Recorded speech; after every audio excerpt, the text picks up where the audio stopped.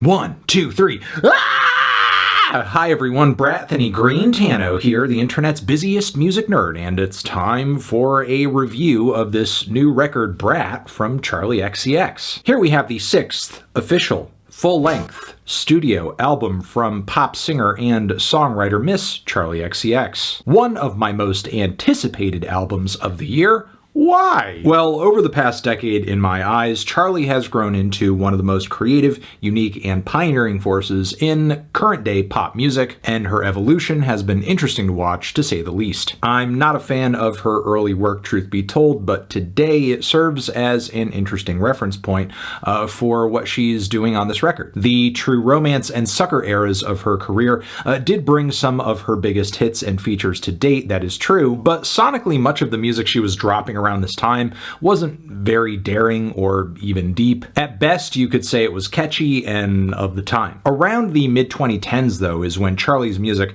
really began to push boundaries, crossing over creatively with writers and producers from the up-and-coming PC music label. I'm talking people like Danielle Harl and Easy Fun, A.G. Cook, and the late Sophie, who at the time were gaining quite the reputation for revitalizing a lot of Y2K era pop aesthetics, but with a hyper-futuristic, jittery sound. And our first taste of this new direction came in the form of Charli XCX's Vroom Vroom EP in 2016, which some critics just did not know what to make of at the time. And while it was my EP of the year that year, I could still see how this would have turned a lot of people off if they came into Charli's music having certain expectations, given that she was a pop artist, because Vroom Vroom in tone is at points kind of dark and visceral and groovy in a weird way. Campy too, with some tracks varying so wildly from part to part that you could almost take what she was doing here as like a joke or a novelty. However, the tracks on this EP are deadly serious, and were also a new bold step for pop music, as well as an aha moment for both Charli and PC music creatively. Because at this point, I think Charli became the perfect conduit for what they were trying to channel, this detailed and retro-futuristic reconstruction of 2000s pop music that blurred the lines between satirical but also reverent. Meanwhile, Charli's creative chemistry with A.G. and Sophie allowed her, I think, to experiment more and mature as a songwriter, allowing her the freedom to drop zany bangers as well as sleek, powerful anthems, songs with strange structures or very unlikely features. A lot of these ideas and concepts were more or less road tested on the mixtape she dropped back in 2017, and then in my eyes it was all fully realized on her excellent 2019 Charli record. Now, over the years, as Charli has developed this new sound, her writing has offered more depth, has become more personal and intimate, especially on her pandemic album How I'm Feeling Now. But I think Charli's writing has grown more conceptual too, with her presentation as this posh English party girl on many of her songs has more or less become like this exaggerated character she plays into. However, in a way, Charli's instantly recognizable sound and unique place in the pop landscape became both a blessing and a curse at the dawn of the 2020s, because her style had gone from challenging to kind of definable, with this newly minted hyper pop term that was being thrown onto everybody who sounded even vaguely like her or 100 Gex. And she quickly went on to strip away many of the hyper characteristics of her music on her next album, Crash, working with a totally new team of producers. And while I can't deny the record does feature some respectable hits, I have to ask, at what cost? Because Crash did very measurably have quite a bit less character than anything Charli had dropped in recent years at the time. Which brings us to today, Charli's latest album cycle here, BRAT, where I think she's genuinely reconnecting with the trajectory that has brought her to this point and made her a special artist to begin with. Even Easy Fun and A.G. Cook are back in the mix on the production side on a whole lot of tracks, numerous others too. There are even references to A.G. Cook on some of the lyrics to this record, as quite a bit of meta commentary is going on as well. You can really tell that Charli is fully embracing the impact she's had on pop music in recent years, and really using it as more of a strength than a weakness that she can be sort of pigeonholed into. And I think that's something she can do confidently because her and A.G. Cook aren't just merely trying to, revive some kind of hyperpop trend on this LP. I mean, for sure, Charli's goal and focus is to give us this auto-tuned, bold, and hard-hitting homage to 2000s era pop music. But this time around, we have a refreshing focus on dance pop, on EDM from that era, on electropop from that era, club bangers generally, with a pretty aggressive edge, making this LP very worthy of the title Brat, because this record is meant to be danced to, and at points cried to, as I think Charli's writing is more mature and thoughtful than it's ever been. For one, her party girl persona takes a bit of a dark turn, or at least gets deflated a bit, as she reveals that it's kind of a mask, and that she doesn't always feel like she's worthy of being there at the party, or, that her and the party are a bit at odds. Meanwhile, I Think About It All the Time sees Charli musing about whether or not she can continue her career in the way she currently is, while also becoming a mother, which she very clearly has interest in at some point. Skipping ahead here, it's also kind of crazy how narratively this contrasts so hard with her going back full into party mode on the closing track, 365. Of course, there are notes of nostalgia on this album too that is very much in line with tracks like 1999, most notably on Rewind, but this song specifically is more about Charli missing older aspects of her life before the fame. Between sticky choruses on this track, she delivers her verses in this way that kind of comes off like a conflicted internal monologue, or like she's musically journaling. There are lots of tracks on this thing too that deal in love, but these songs narratively feel vastly different from previous singles like Good Ones, for example. Tracks where historically Charli can be seen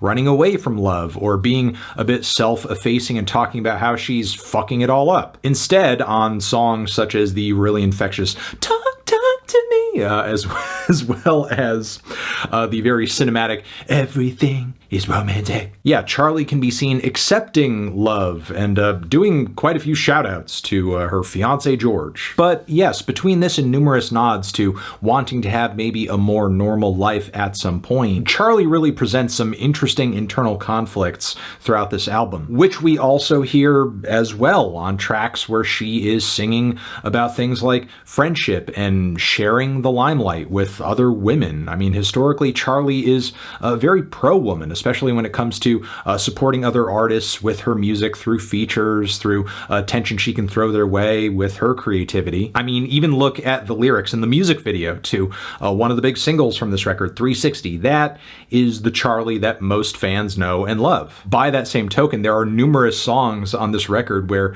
she is being very unfiltered in just admitting how just insecure and plagued with fear she is sometimes. There's Sympathy is a Knife, where she talks about just being so self-conscious around this other woman that she wishes for a gun to shoot herself with, which is context that some fans might even miss if they're mostly wrapped up in the roaring bass and fantastic string hits going on the dance beat. There's also Girl So Confusing, where Charli sings about the difficulties of letting people in and navigating the music industry among other people who she may have a difficult time connecting with, knowing how to trust. The song seems to be very specifically about a single person who maybe she's been likened to by fans, but she doesn't fully see it. However, there's still a desire there on some level to make the friendship or the connection work. Then the song Von Dutch sees Charli getting pretty aggressive and combative lyrically, specifically in regards to someone who doesn't seem to like her, maybe even is talking behind her back. And her response to that is essentially this big anthemic fuck you here, where she's delivering some biting lyrics about how this person may actually be nothing if it weren't for some little dance they're doing. So yeah, there are these intense emotional peaks all over the album, but the biggest bombshell of all of them has to be the song So I, which is very obviously a tribute to the late, great producer and songwriter Sophie, who actually collaborated with Charli quite a few times. So consistently, in fact, from an outside perspective, I don't think any fan of either Charli or Sophie would have presumed anything of them and their connection, other than something along the lines of, hey, they're collaborators, they have big respect for each other, they love each other, they're probably friends. Charli, Sophie, Sophie, Charli, name a more iconic duo. But what Charli says on this track here actually tells a very different story and is quite revealing in a way that is actually pretty admirable, because the angle of the song is, yes, very sad, obviously, but it doesn't necessarily paint Charli in the best light. And again, it's painfully sad, and has made me reflect on the tone that tributes in art or whatever other medium often take. They usually end up being less about the tributed person and more about the tributor's love and adoration. Look how great I think this person is who we all think is great. And Charli's song here does contain quite a bit of praise for Sophie. That's true, don't get me wrong. But a lot of the track is actually an admittance on Charli's part, with her pretty much saying, I was a shitty friend. I kind of pushed this person away. I wish I didn't. And now I am plagued with an insurmountable amount of regret, which does make it a really tough listen, even if I think instrumentally and melodically it is one of the strongest showings here. Narratively and emotionally, there are quite a few cuts that I think are a bit lighter in tone, but they still contribute a great amount of quality to the record and are just generally fun and entertaining to listen to. There's Club Classics, which I thought was an incredible single to the album. Also B2B, which is just some very straightforward, cut and dry, throwback, quality dance pop with a pretty clear hot and cold, back and forth, love on the rocks type narrative. There's also Apple, which is some very groovy throwback synth pop too, all about a situation and a dynamic that Charli likens to a rotten apple. It's a situation she describes having to escape from by car, by plane. There's Mean Girls, which is a character portrait about exactly that, with a soaring and anthemic chorus, plus a killer piano break that the entire track builds off of from there. And then at the very end, there's 365, which is this version of the song 360 that kicks the record off, this mirrored remix as reprise big finish with some acid bass mixed in there for good measure. So I love the way the record finishes, love the way it kicks off, and the flow from moment to moment generally is great. It's to the point where certain tracks in the lead up to the record that I thought were just kind of okay sound better being reinforced by the vibes and aesthetics of the surrounding songs on the album, because as I've heard the entire thing now many times over, I don't think there's a skip on it. The production generally goes hard as hell. It is vibrant, it is colorful, it is very visceral, at times aggressive, but I could see some people kind of scratching their heads at the fact that it doesn't come across quite as futuristic as some of those hyperpop classics in recent years. But more importantly, what I think the production does on this album is that it serves the songs. It's sweet when it needs to be, it's dynamic when it needs to be, it's low-key or explosive when it needs to be, and there's still a very clear and consistent aesthetic focus on the entire album that centers around a certain era of pop and dance music. So I'm not necessarily disappointed with this record not being as ahead of the curve as a project like Charli, for example, especially considering that Charli XCX copycats these days are abound. The impact that people like her and AG and Sophie have had on the modern era of pop music is not going anywhere anytime soon. And it's with that I say I loved BRAT, killer album, and I think that this record proves that Charli truly is a generational pop artist, which is why I'm feeling a strong 9 to a 10 on this LP.